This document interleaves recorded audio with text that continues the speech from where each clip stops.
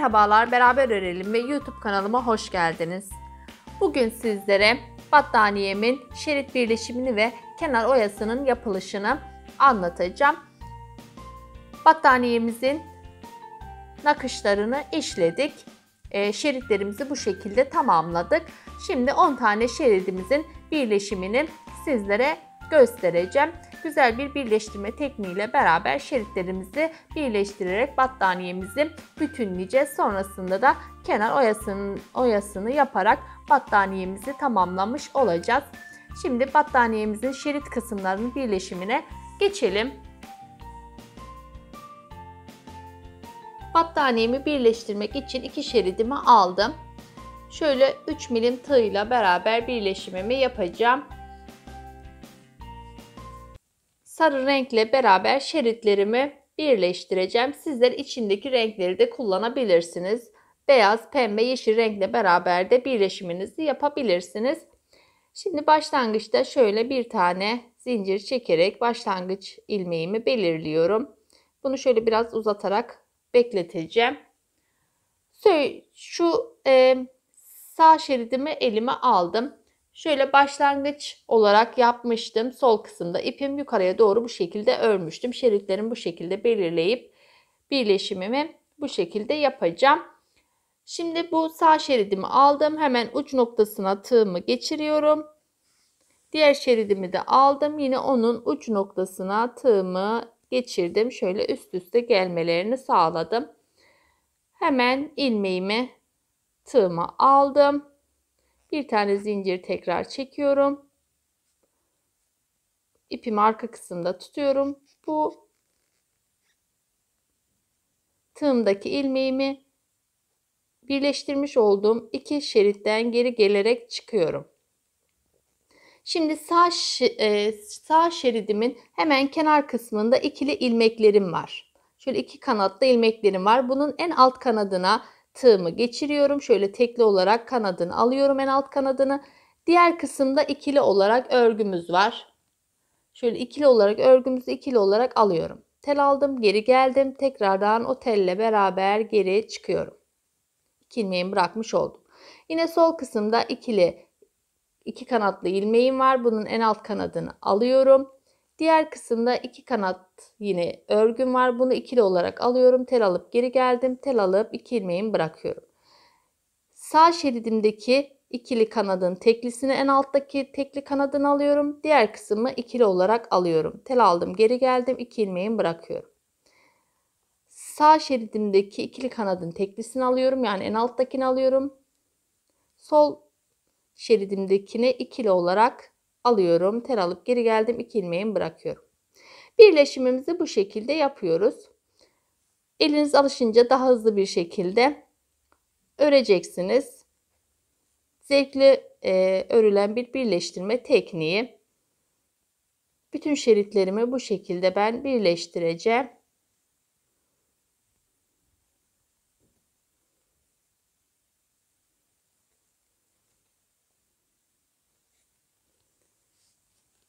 Birleşimimiz bu şekilde. Dediğim gibi güzel bir birleştirme tekniği. Şeridimi yukarıya doğru biraz ilerleteyim.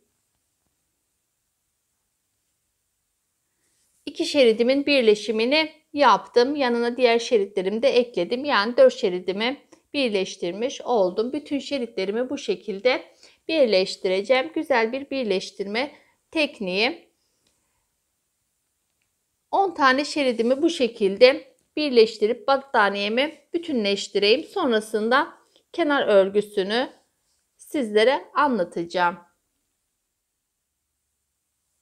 Battaniyemin şeritlerinin birleşimini tamamladım. Battaniyemi bütünleştirmiş oldum. 10 şeridimi yan yana birleştirdim. Şimdi kenar modelini yapacağız. Şöyle şurada birleşim yerlerinde iplerimiz var. Ben bunları şöyle 1-2 düğüm atarak birleştirdim. Kenar oyasını yaparken bu ipleri şöyle yan tarafa getirerek üstlerinden şöyle kenar oyasını yapacağım. Yani bu iplerimi de burada yok etmiş olacağım. Öncesinde dediğim gibi şöyle düğüm atarak buradaki birleşimlerimi yaptım. Güzel bir birleştirme tekniğiyle battaniyemizi bütünlemiş olduk. Şimdi kenar oyasını yapacağız. Şöyle kenar oyası için şuradan başlayacağım ben. Hemen şu kısımdan başlayacağım. Kenardan başlamıyorum ki burayı döndüğümde burada birleşimim belli olmasın. O yüzden şöyle orta kısımdan birleşime başlayacağım. Kenar birleşimimi sarı iple beraber yapacağım ben. Şöyle sarı ipimi aldım. Şöyle 3,0 milim tığımla beraber birleşimimi yapıyorum. Bir tane zincir çekip ipimi burada ayarlamış oldum. Hemen battaniyemin kenarından başlıyorum. Hemen şuradan tığımı geçirdim. Buraya sabitliyorum ipimi. Tığımın başına ipimi doladım. 1, 2, 3 tane olarak saydım. Üçüncü boşluğa batıyorum. Tel alıp geri geldim. 1, 2 de çıkıyorum. Yani buraya trabzan yapıyorum. Tekrardan aynı boşluğa battım. Tel alıp geri geldim. 1, 2 de çıkıyorum. Yine aynı boşluğa trabzan yapıyorum. Buraya 4 tane trabzan yapıyorum.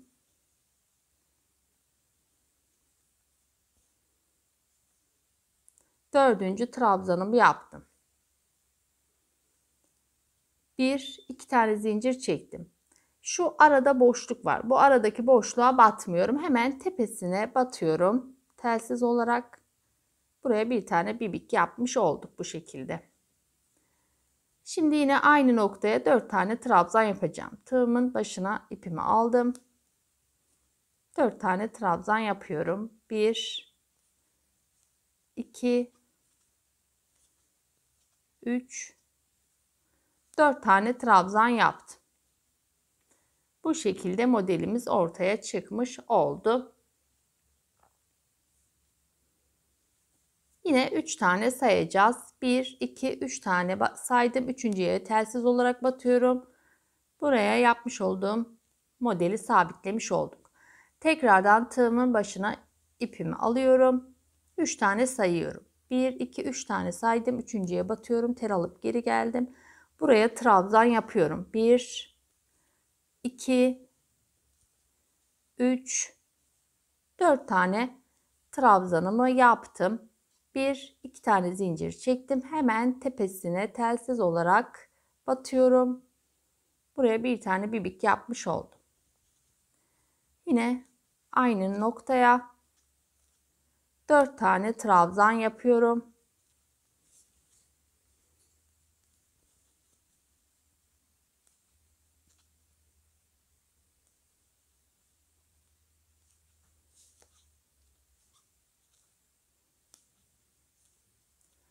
Dört tane trabzanımı yaptım. 1, 2, 3 tane sayıyorum. Buraya modelimi sabitlemiş oluyorum. Bu şekilde kenar oyamız güzel bir kenar modeli. Sade ve battaniyeye çok da yakıştı. Yine aynı şekilde 3 tane sayarak devam ediyoruz. Ben şu ipleri şöyle kenarda tutuyorum. Sonrasında şurayı 1, 2, 3 tane olarak saydım. Batıyorum. Buraya trabzan yapıyorum. İpleri şöyle tutuyorum ki onlar orada kaybolsun. Kalanlarını makas ile keseceğim.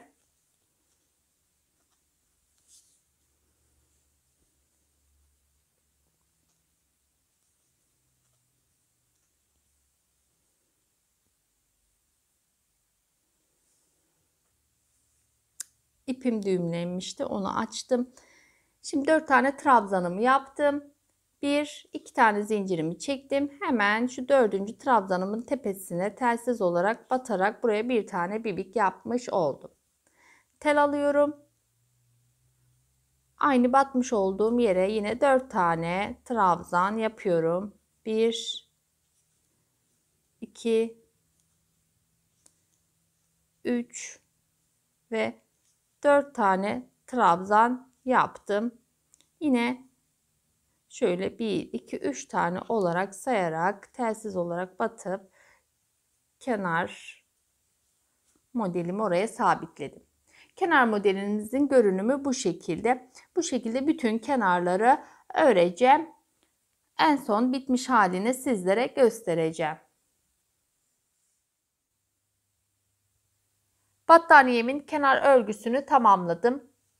Dört bir kenarını bu şekilde örerek battaniyemi bitirmiş oldum. Güzel bir battaniye çalışması oldu. Şöyle diğer kenarlarının görünüşü bu şekilde. Dediğim gibi güzel bir battaniye çalışması oldu. Umarım sizler de beğenerek benimle beraber örmüşsünüzdür. Yapan arkadaşlara kolay gelsin diyorum. Kendinize iyi bakın. Sağlıkla kalın. Hoşça kalın.